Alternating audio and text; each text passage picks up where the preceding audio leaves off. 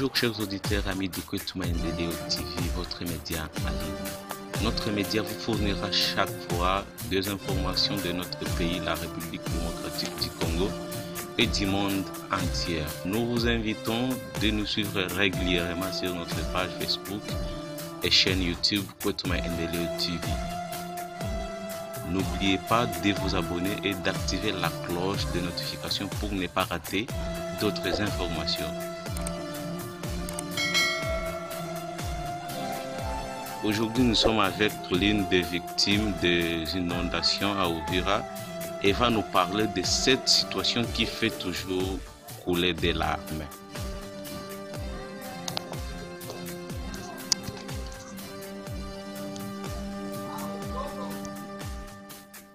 Chers auditeurs et auditrices de notre média Kwetuma Ndeleo TV, nous sommes en province Sud Kivu, le territoire de Uvira, où il y a eu des inondations qui ont causé des dégâts matériels et des pertes de vies humaines.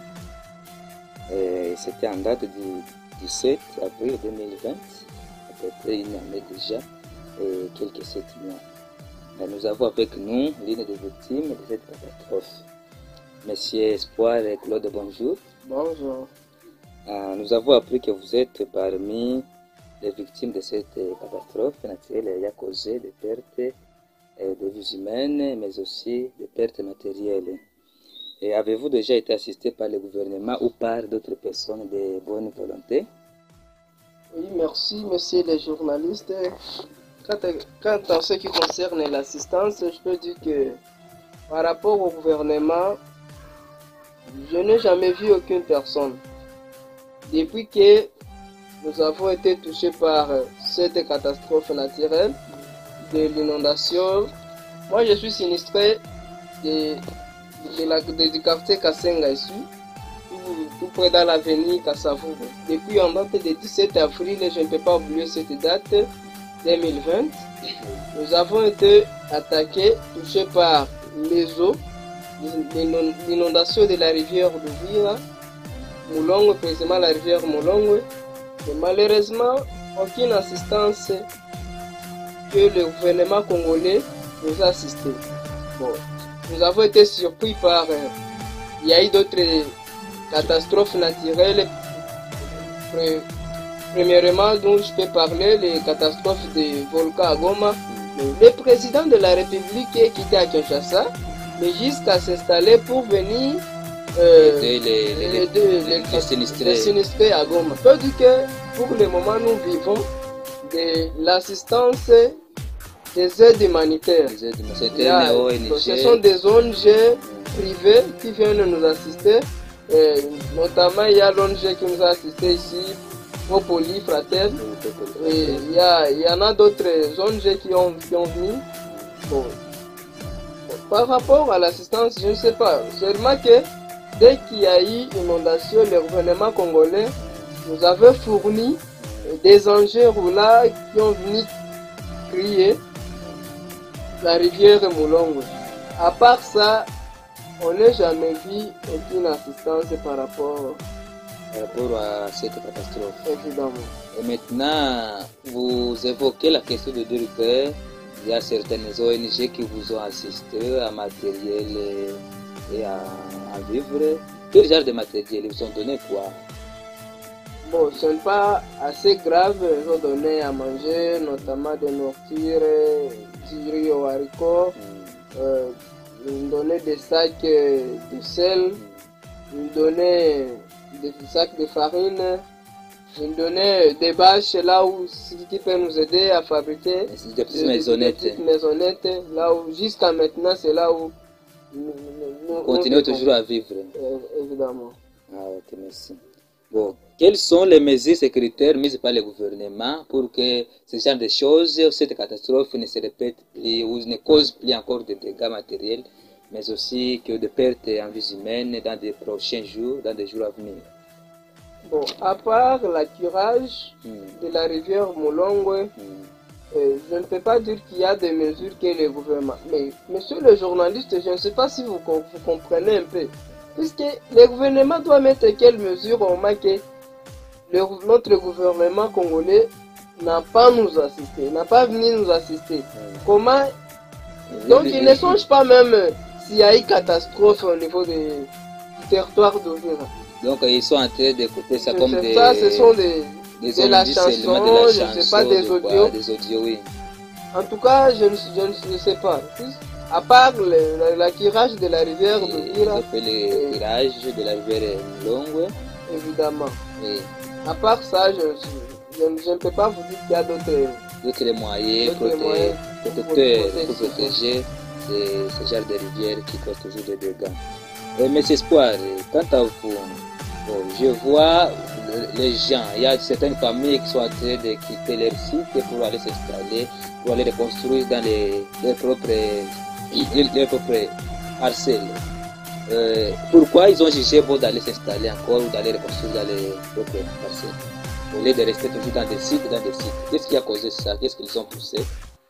Bon, il y a plusieurs facteurs qui ont poussé, puisque moi je suis parmi les gens qui détestent même le site de Sinistre, puisque nous vivons dans de mauvaises conditions. Premièrement, ce sont des bâches, là où il fait chaud. Il n'y a pas de l'eau, il n'y a pas même de toilettes. Comme on est dans la saison sèche, ça chauffe toujours. En tout cas, nous vivons comme des cochons, je ne sais pas comment. Alors, bien que l'État congolais n'a pas nous disponibilisé d'autres sites là où nous pouvons construire, nous avons jugé bon de retourner là où on avait acheté par nos propres argent. Peu importe qu'il y a eu inondation, et nous supportons comme ça. C'est Dieu seul qui va intervenir. C'est pourquoi nous nous construisons pour voir que si, peut-être, puisque moi je ne peux pas être à mesure de payer les loyers pour locater quelque part, je ne possède pas cet argent.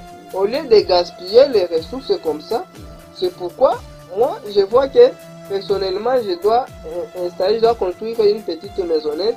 Dans votre propre parcelle. Oui. Parce que là, vous ne serez plus encore dérangé. Je ne serai plus contrôlé par le gouvernement, par les bailleurs.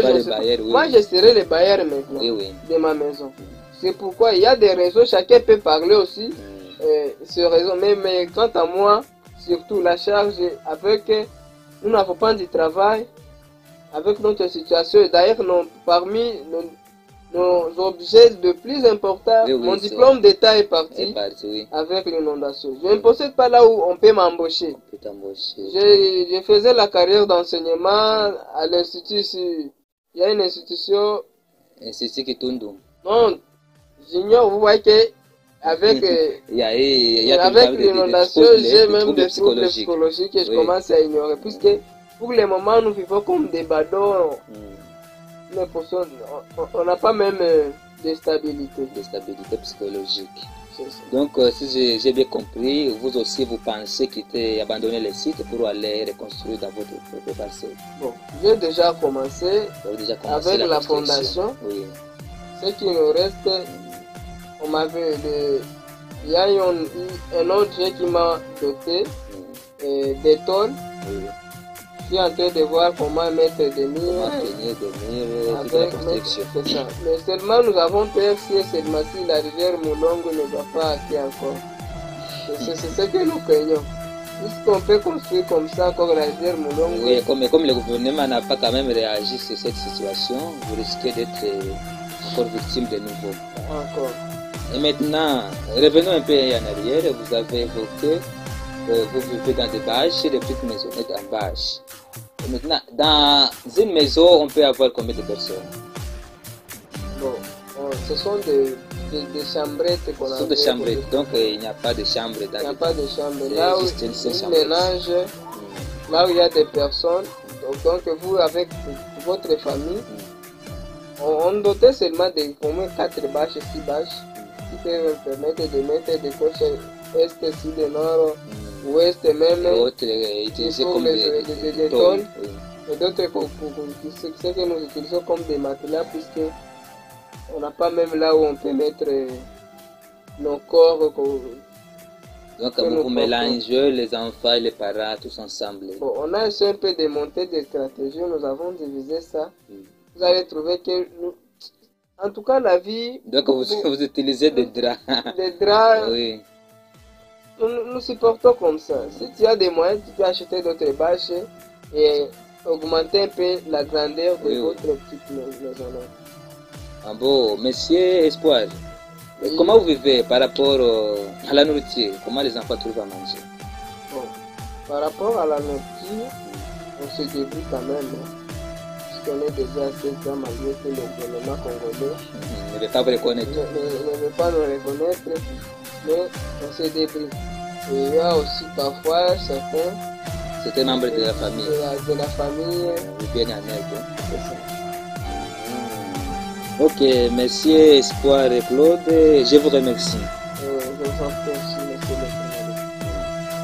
Nous, Kwetu Maendeleo TV, nous demandons quand même au gouvernement de venir en aide pour cette population qui est en train de souffrir. Et à tout moment, il manque quoi manger, il manque même où il faut passer la nuit. Vraiment, que le gouvernement fasse quand même son travail. Et chers auditeurs et auditrices, comme nous l'avons déjà annoncé dans l'introduction, vous étiez avec votre journaliste Gonçalves Ismaël. Nous vous demandons de nous prêter encore l'oreille attentive à des prochains jours. Merci.